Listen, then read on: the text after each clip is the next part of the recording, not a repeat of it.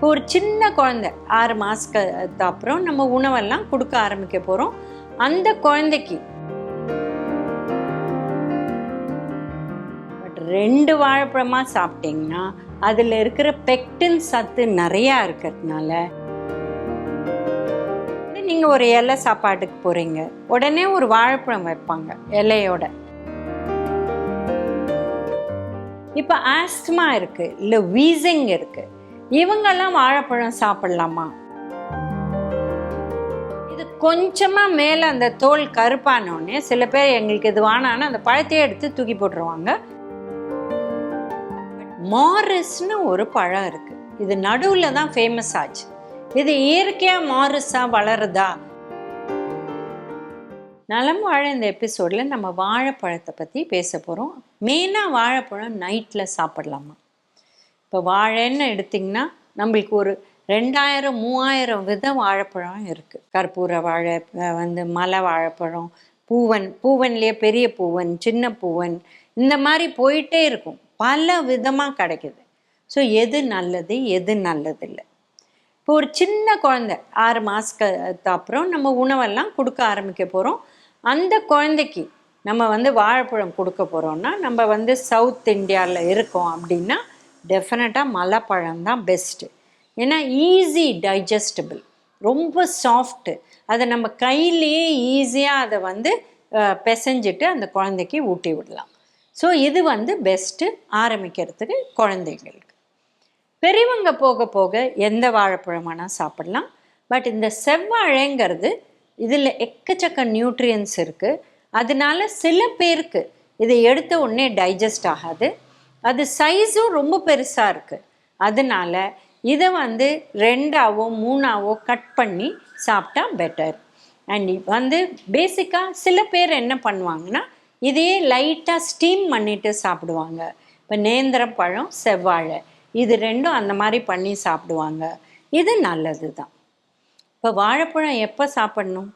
காலையில் சாப்பிடணுமா, மதியம் சாப்பிடணுமா, நைட்டு சாப்பிடணும்?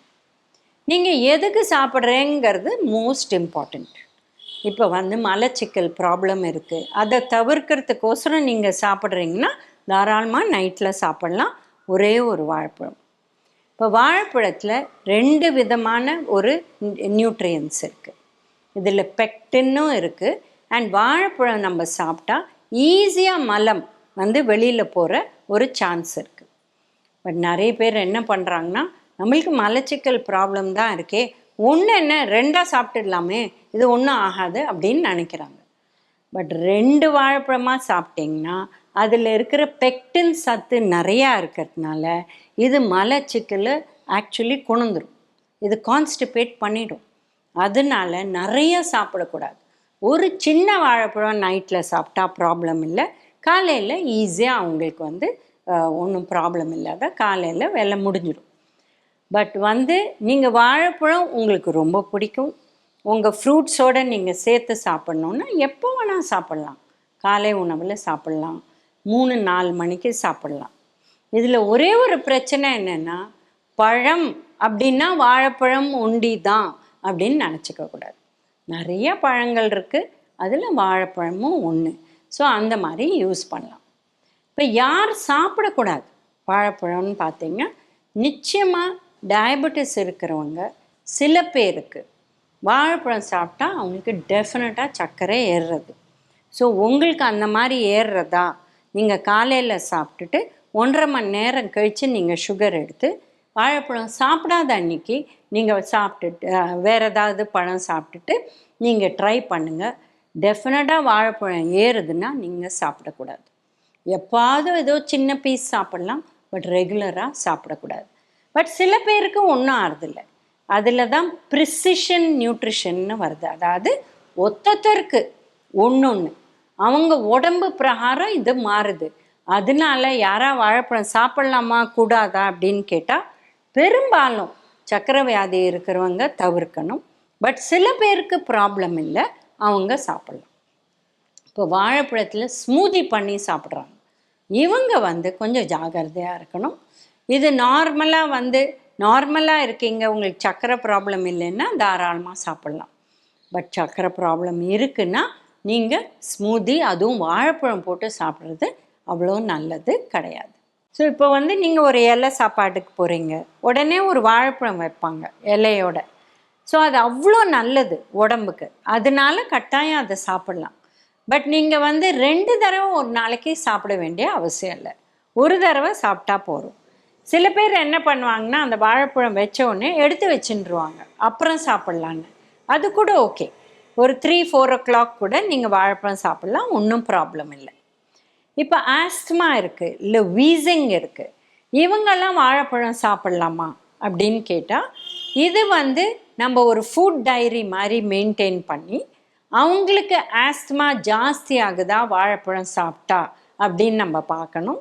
இல்லை நீங்கள் இந்த மாதிரி ஆல்டர்னேட்டிவ் மெடிசன், ஆயுர்வேதா இல்லை சித்தா, யுனானி அவங்கள பார்க்குறீங்கன்னா அவங்க சொல்லுவாங்க, உங்களோட உடம்பை பார்த்துட்டு, உங்கள் வாத்த பித்த கஃப அது பிரகாரம் பார்த்துட்டு, உங்களுக்கு இது சாப்பிட்டா நல்லது இல்லைங்க, இன்னும் ஜாஸ்தி ஆகும் அப்படின்னு அவங்களே சொல்லுவாங்க.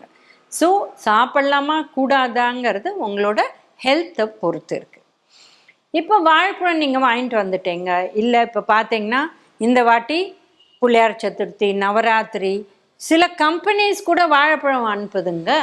அப்போ என்ன ஆகிடுது, நீங்கள் பூஜைக்கு வாங்கி வச்சுருக்கீங்க, அதுவும் வந்துடுது. என்ன ஆயிடுச்சு, 2 டசன் வாழைப்பழம் உக்காந்துருக்கு, வீட்டில் இருக்கிறவங்க 2 பேர். ஸோ என்ன பண்ண முடியும், அந்த பழம் பழுத்து தான் போகும். ஏன்னா வாழைப்பழத்தை நம்ம ஜென்ரலாக ஃப்ரிட்ஜில் வைக்கவே மாட்டோம். ஸோ இது பழுத்து போகும்.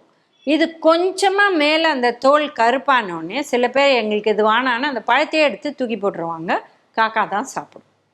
ஸோ இது என்ன பண்ணலான்னா, ஒன்று நம்ம அந்த பழுத்த பழத்தை எடுத்து அதையே கையில் பிணைஞ்சு கொஞ்சமாக அதில் பாதாம், கேஷ்யூ இந்த மாதிரி போட்டுட்டு, இதோட லைட்டாக வெல்லம் போட்டுட்டு இதை பஞ்சாமிர்தம் மாதிரி பண்ணி சாப்பிட்லாம். அதில் அந்த ஸ்வீட் ஆட் பண்ணுறதுனால நிறைய பேருக்கு பிடிக்கும். ஸ்வீட் உங்களுக்கு வேண்டாம், நீங்கள் சர்க்கரையும் எடுத்துக்கிறது இல்லை, நீங்கள் இயற்கையாகவே அதை விட்டுட்டீங்க அப்படின்னா கொஞ்சம் திராட்சை பழம் போட்டுக்கலாம், காஞ்ச திராட்சை போட்டு சாப்பிட்லாம். ஸோ அது தூக்கி போடணுன்னு அவசியமே இல்லை, அது பழம் ஜாஸ்தி பழுத்துடுச்சு அவ்வளோதான். அது டேஸ்ட் கொஞ்சம் லைட்டாக புளிக்கவும் புரிக்கலாம், கொஞ்சம் எக்ஸ்ட்ரா ஸ்வீட்டாகவும் இருக்கலாம். பட் இது தூக்கி போட வேண்டிய அவசியம் இல்லை. ரொம்ப பழுத்துடுச்சு, மேலே வெள்ளை வெள்ளையாக ஆயிடுச்சு அப்படின்னா டெஃபினட்டாக தூக்கி போடணும், அந்த பழம் கெட்டு போயிடுச்சு. ஸோ இந்த மாதிரி நம்ம பார்த்து பண்ணணும். இப்போ பல விதமான வாழைப்பழம் இருக்குங்க, மலைப்பழம், கற்பூரவள்ளி, நேந்திரம் பழம், சேப்பு பழம், இதெல்லாம் நம்ம ரெகுலராக சாப்பிட்லாம். பச்சை பழம் இது கூட சாப்பிட்லாம். பட் மாரிஸ்னு ஒரு பழம் இருக்குது, இது நடுவில் தான் ஃபேமஸ் ஆச்சு.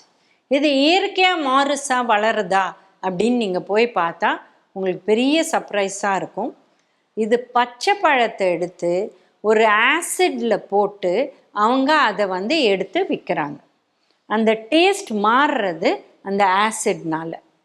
ஸோ இது நல்லதே கிடையாது, ஏன்னா இயற்கையாக பழுக்கவே இல்லை.